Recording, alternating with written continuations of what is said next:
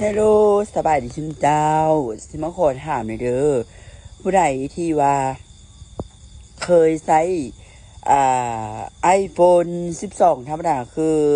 บ๊อบบี้เนี่ยเนาะบ๊อบบี้จะขอถามว่าคือ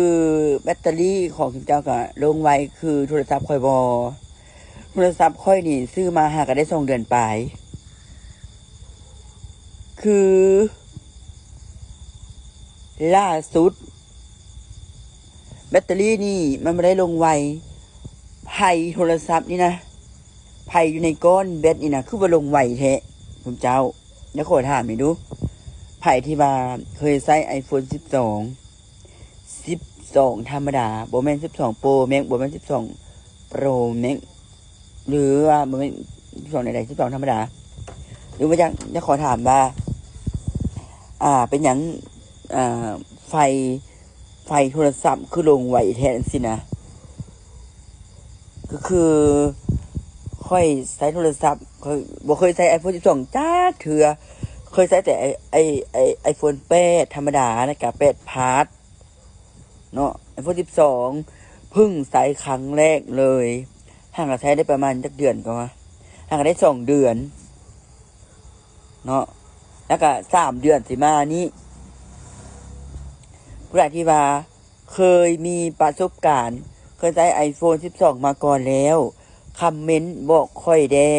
ว่าแบตเตอรี่ของจิมเจ้าก็ลงไว้คือของค่อยบอล่าสุดของค่อยนะแบตเตอรี่100%คือว่าเฮาบ่ได้ลิ้นเด้อเฮาบ่ได้ลิ้นบ่ได้หยังมันจะลงเอางงเลยอย่างคือเป็นจังซั่นทั้งที่เข้าไปเสิร์ชเบิ่งแบตมันก็ยังหลายอยู่ได้ยังตั้งว่า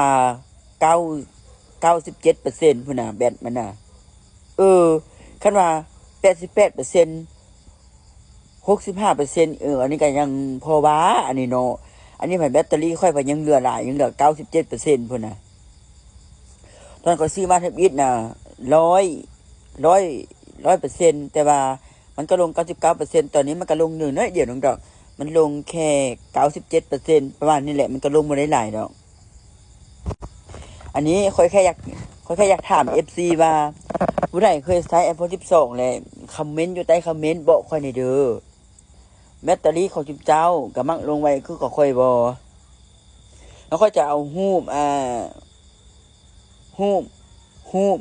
ปก้อนแบตหรือว่าไฟโทรศัพท์ขึ้นให้เบิ่งเด้อว่ามันเป็นจังไดมันเหลืองเดี๋ยวนี้น่ะแบตค่อยน่ะกำลังสิเสื่อมแล้วกำลังสิขึ้นแดงแล้ว